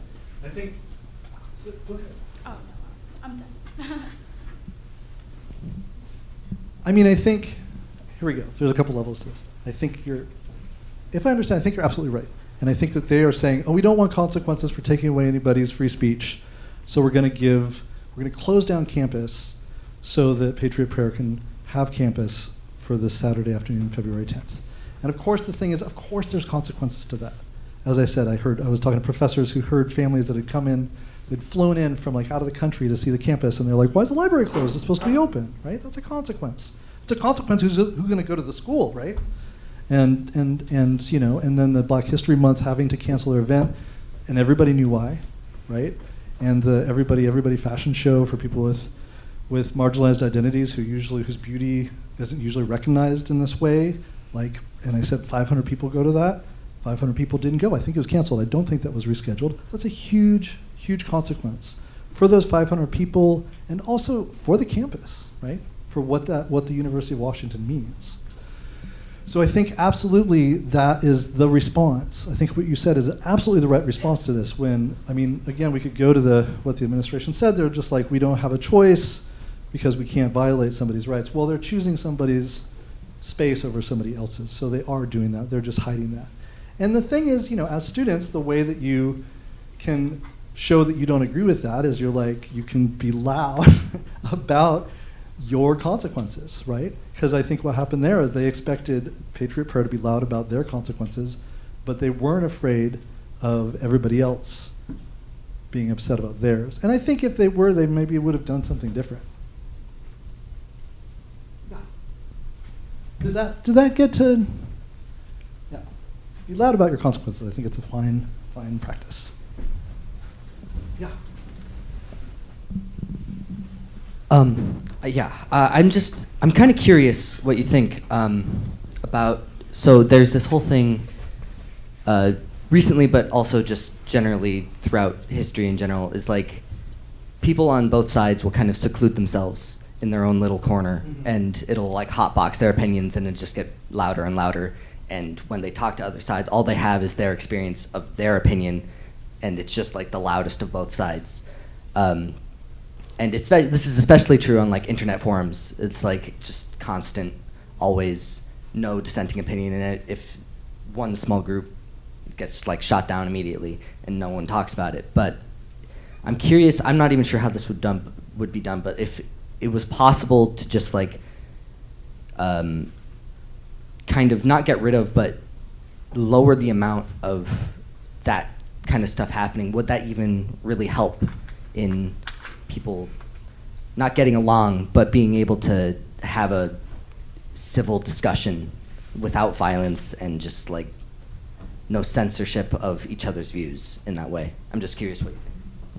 That's a really excellent question. I think, and I think in a way that's what is underlying what I kind of presented as a difference between the classroom and public spaces. I'm going to present two. When I talk about framings and hesitating with framings, this is again, it's sort of the whole conundrum. So I've been talking about the uses of public space and particularly this kind of far right, these like racist figures, eugenicist kind of types using that space, and how I don't think that they should be given a platform because it's inconsistent with the values of the institutions hosting them and providing them a space, right? I think in a very different sense, and some people might be surprised by this, but I actually wrote my first book about former Yugoslavia, where I lived off and on for 10 years. I speak Serbo-Croatian or whatever, for about 3 years total altogether, and studied like what is it that makes people who used to be family members and neighbors like turn guns on each other. I don't know, it's an important question. It's scary to think about, but why do people do that, right? In Bosnia, for example, before the war, 1 in 3 marriages was across ethnic lines. Think about our lives and interracial relationships. Are 1 out of 3 couples that you know interracial? Not so much that I know, right? So it's like Bosnia was like more diverse and interdependent, and then suddenly stuff happened and they have like 100,000 people killed, right? So this is a different, it's a little bit of a different topic, but this is what I think of when I think of what you're talking about. And then I also lived in, coincidentally, I was studying Arabic in Syria before this war happened. And I was like, I wonder if that could happen here. I hope not. And now look what's happened. It's awful. Or in Iraq, I also recently saw statistics that before the 2003 U.S. war in Iraq, about the same, 1 out of 3 marriages was between Sunni and Shia people. It was very common. And now, again, we've had a catastrophic civil war that's killed well over 1 million people along those lines. Very different topic, right? But I do want to say, I don't think that, for one thing, I don't think that the Israel-Palestine conflict is about Jews and Muslims, right? I don't think that Bosnia is about Croats and Muslims and Serbs and all those things, because it changed, right? Those differences have been around for a long time, but the conflicts came out kind of quickly with people who've been getting along for a long time. Again, forgive the long footnote of intro here, but I think this is what you're kind of getting at. So I will say I've been obsessed for most of my adult life about like what's the social process that leads up to people who used to live together, like turning guns on each other and being violent. And I don't want to be freaky here, and I think the US is different, but there's ways that this reminds me of it, right? There's ways that when you have the middle of a conversation, when you have the conversation kind of bottom out, and you have like a country or some kind of social space split where you have like this group of people being like, those people don't make any sense at all. They're crazy. I don't really care if they get hit by a bus. And then you have this other people being like, those people are crazy. I don't understand anything they're saying. I would not mind if they got hit by a bus. Like, that's usually, it doesn't, different things happen from that, but that is something that can lead to war, right? So I'm not saying that we're leading to war or whatever, but I do think that it's a dangerous, dangerous social process to like to lose a conversation and have people just think that other people are so crazy they're not worth talking to, right? So I think, what do we do about that? Wow, I don't know. I hope somebody else has a good idea. But I do think that when we have an opportunity, like I said, in the one-on-one sense, to listen to somebody and kind of get where they're coming from and see if it connects with how you see the world, like that's a really important thing to do. And I will say this is why I'm a teacher of English, like research and argument classes, is because I hope that we practice those skills here. So that's super duper important. I just think it's, I only let that happen in my classroom if it's not attacking if it's not going to drive out another student. It has to happen in a way where people can talk inclusively. And then, I don't think it's the same as giving somebody public space.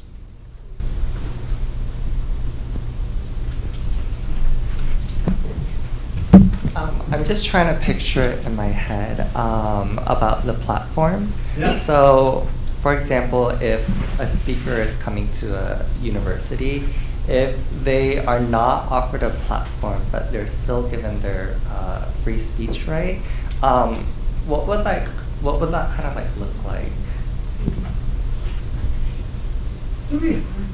I've been doing this like back and forth thing. Anybody have examples that seem like they might?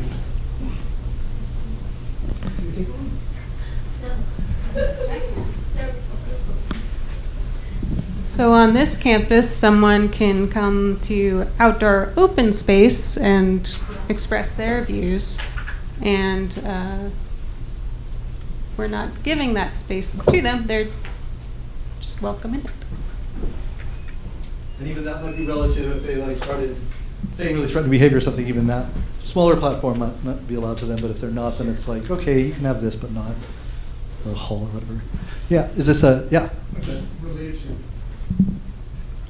One of the things I would say as someone who organizes events, oftentimes I think that the work and the resources that go into organizing events are not apparent to the people who may attend the events. So, like to Rosalie's example, I think, yeah, there are examples where people can come to campus and we can't say you can't come to campus and say these things, but that's different than saying, well, because you came to campus, I have to reserve you a room and make sure that we have snacks and make sure that we advertise that you came here.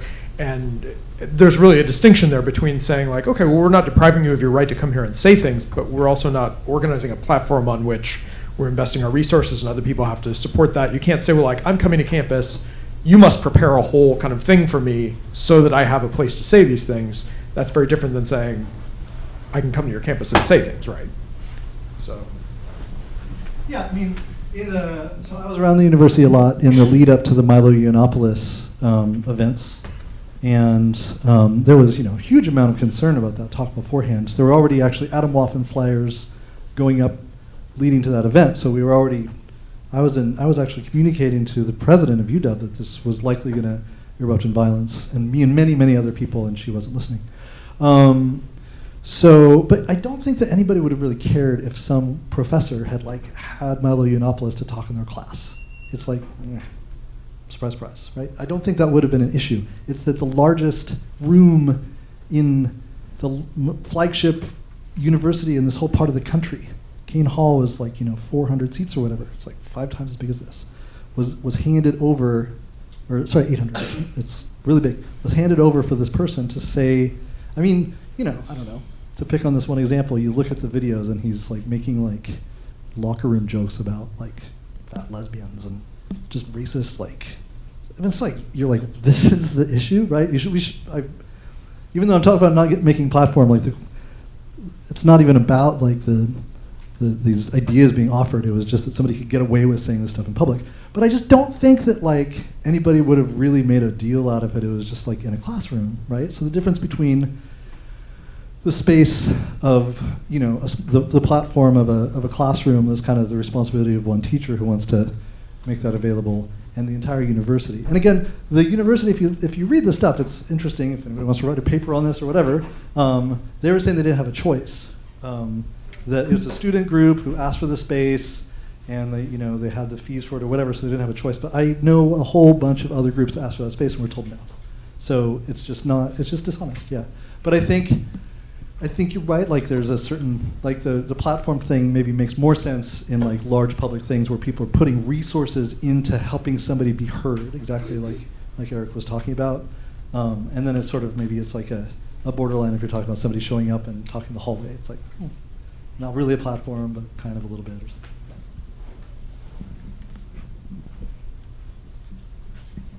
I will say, student activist groups. How about this? I'll give one more answer. Student activist groups I know have like asked to have bigger spaces and be told they had to meet in like a very small downstairs basement classroom.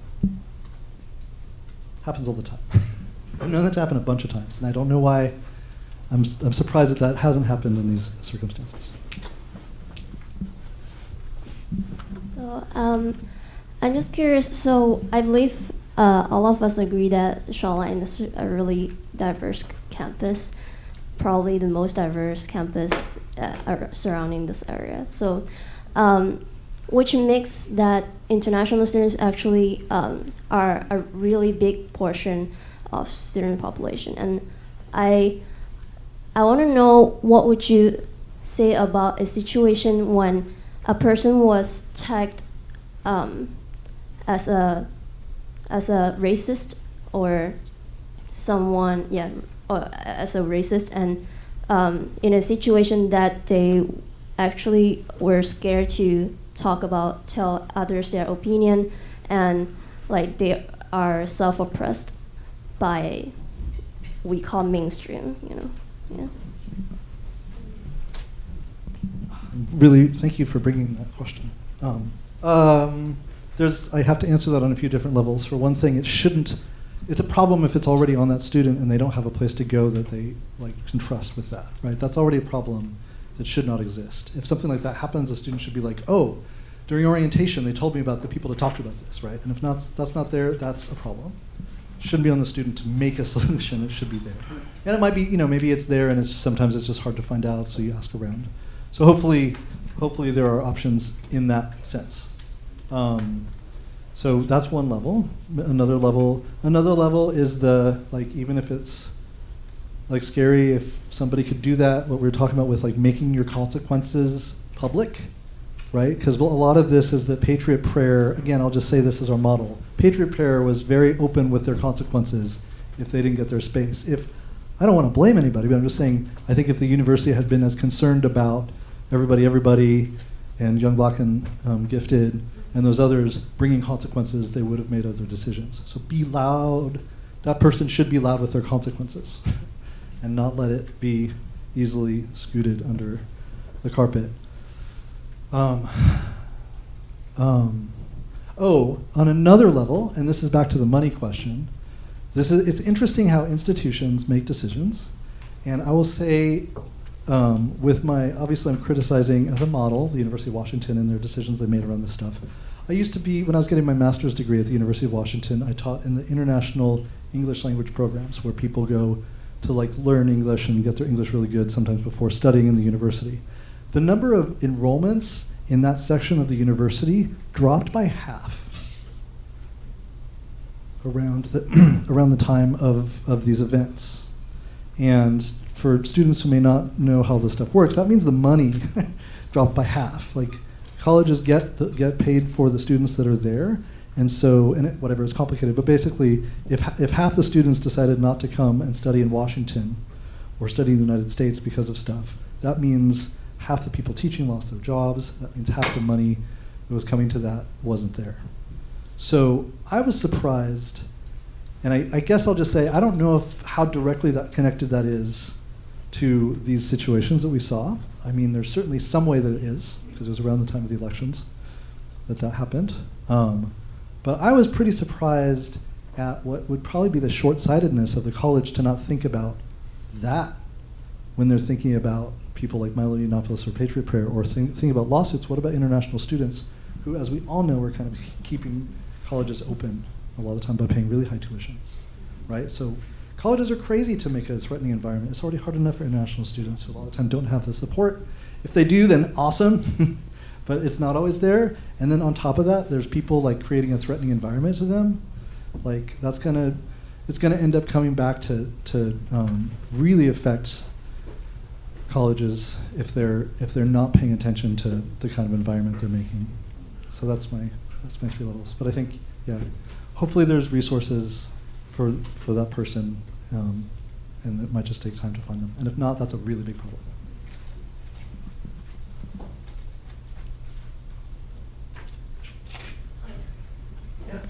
Oh, okay.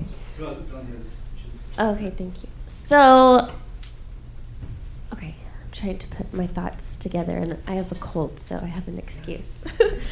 Okay, so as we've been having these debates on campus these past couple years, two things come up that concern me, bother me, and annoy me, and I just want to get and it's in your presentation, but so one of the things is this, like, so much emphasis on whether questioning whether free speech incites violence. Mm-hmm.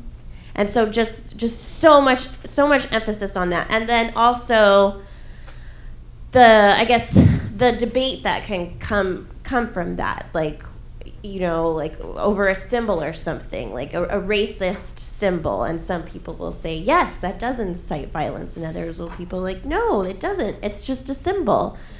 But what does that concerns me, like, just focusing on whether something's violent or not, like, how is that functioning rhetorically? You know, how is that deflecting the conversation of what's really going on? And so that irritates me. And the other thing that irritates me in having these conversations is just, and like both of these, we see them over and over again. Like, we had somebody come from the ACLU to a campus update meeting. I facilitated a panel a year ago where we had, like, I don't know, a handful of lawyers, and it's just the same thing over and over again. And the other thing is just this, like, our hands are tied. Our hands are tied. It's free speech. We can't do anything. Over and over again, from faculty, from lawyers, from the ACLU, and yeah, and again, that I don't get it. I mean, in a word, laziness, I think. Yeah, I swear, you know, and I like the thing is, I say that because, like, I've talked to a number of lawyers who I'm friends with and work with on other issues or whatever, and when I open the topic, people are like, well, I'm sorry, I don't want to, I'm a free speech absolutist or whatever, and I'm like, if you're doing that before I said what I was talking about, I don't know if you actually believe in free speech, because you're not talking about what isn't free speech, right? Back to my, I forget the dude's name, but structural linguistics thing. You know, like, you have to talk about what the limits are if it's going to have any meaning, and the fact that people aren't interested in talking about those limits right now makes me think it's not free speech that they care about. It might be like Robert Mercer lawsuits. Or this, yeah, I mean, and so, otherwise, why not have the conversation and say, you know, have you ever heard of, like, real threat? Have you ever heard of incitement of violence? Does this qualify or not? Those are good conversations. I'm happy, I love disagreeing. You know, I think we should be disagreeing right and left.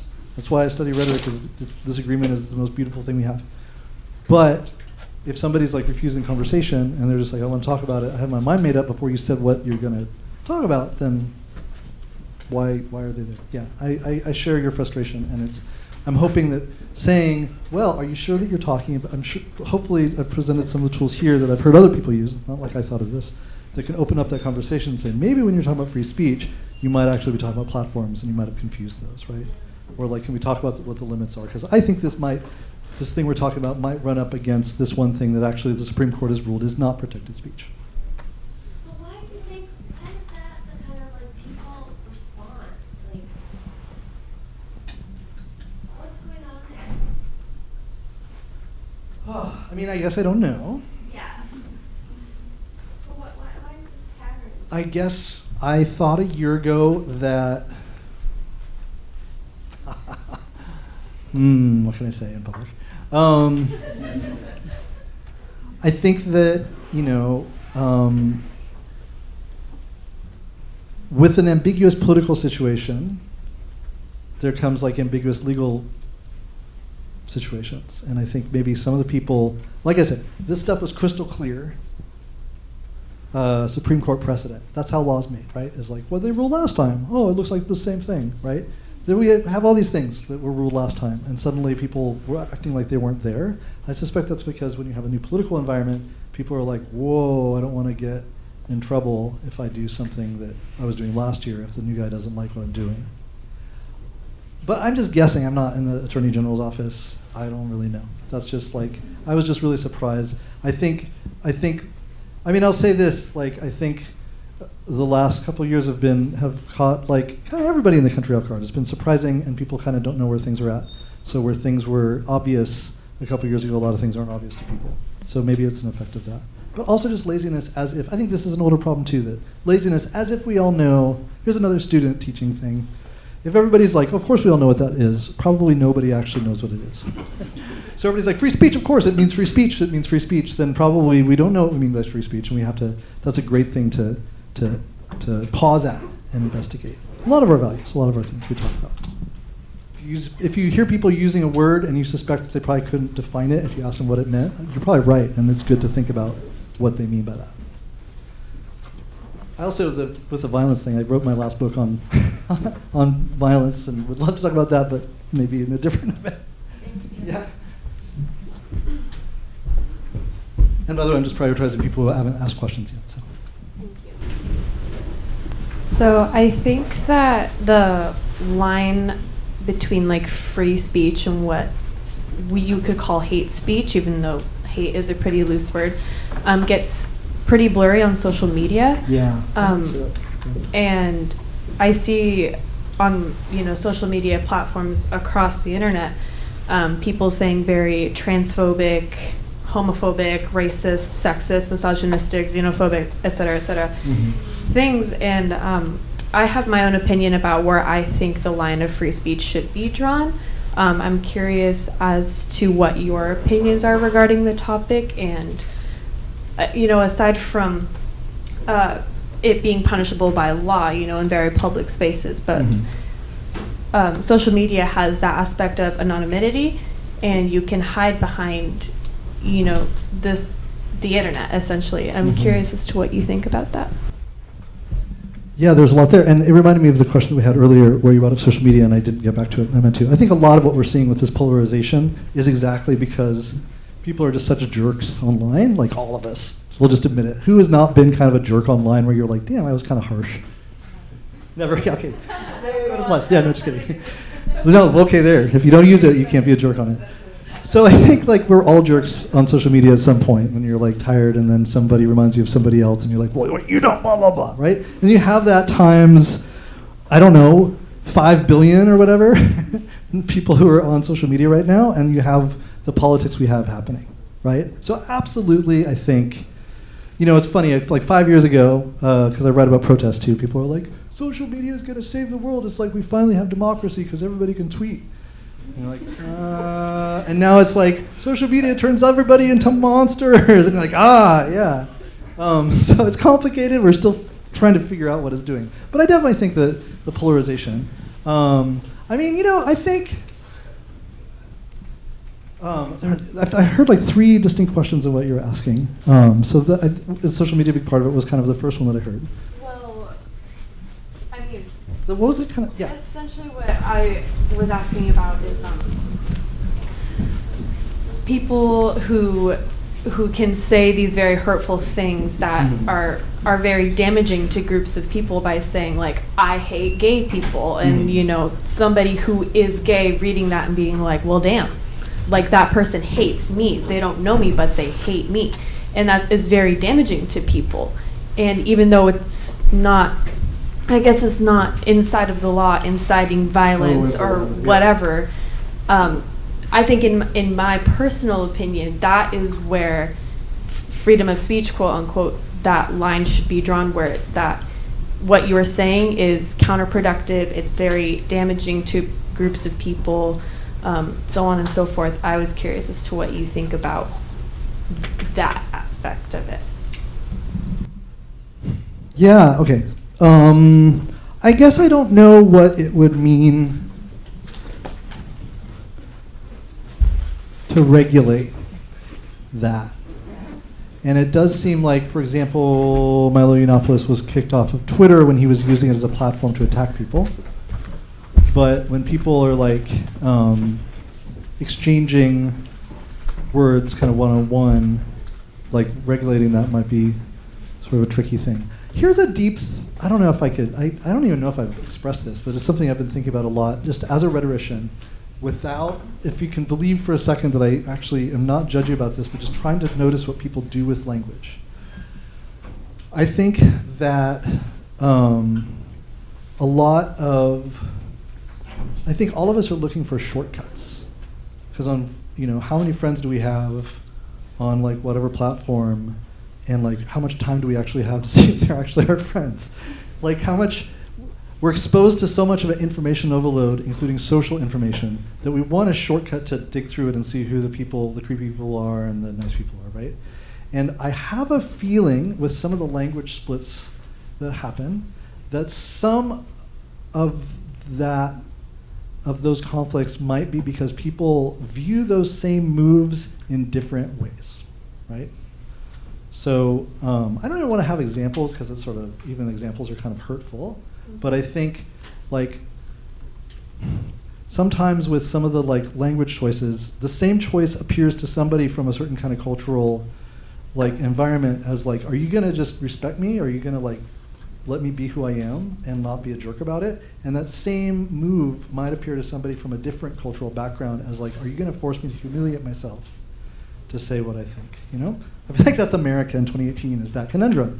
And I'm not saying I have an answer to what people should do, but I think a reminder, as somebody who studies language, a reminder that like we share language, but we don't share interpretations, and sometimes people might be understanding something different from what's said than you meant.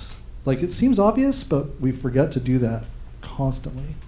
So maybe this actually maybe comes back to the sort of what we were talking about with like the venting kind of thing. I actually think maybe the best solution to that is to try to actually have those conversations until they're too painful, then, you know, do something else. But I think social media is terrible. It's the worst. Any social media platform I can think of is the worst for like encouraging that. When you're with a person and you see them face to face, you kind of feel bad if you just are a jerk a little bit, right? If you don't have that, this is exactly what you said. If you don't have that face, then you can be like, oh, well, right? And it's really easy to do that no matter what background you're coming from, right? We're all doing it. It's in the platform. So I think you're raising the question about the sort of filter bubble. Everybody knows that when you look up something on Google, the first results it shows you are the things that are similar to what you've already clicked on, right? It's called the filter bubble. That happens to all of us, and it means that we don't get exposed to difference. We don't get exposed, we're like hid from how other people think. And that's understandable because it's really painful to have to engage how those other people think, but you end up multiplying that by, you know, a few 100 million people, and it's dangerous. So I think remembering what you mean and not letting go of that, and also maybe pausing to think about maybe if somebody else is like doing the same thing as with words as it would mean, I think is the best we've got for finding our way. But that's like, it's like way beyond, that's my hunch. I'm not going to claim that I've like figured that out at all. This stuff I've kind of worked through and read about and seen what people have to say about it. Of course, being a scholar, none of these are my ideas. This is all like just trying to figure out what people are saying that sounds good to me. That one is a deep one that I haven't found anybody yet who really has that answer. But I think you're asking the right questions.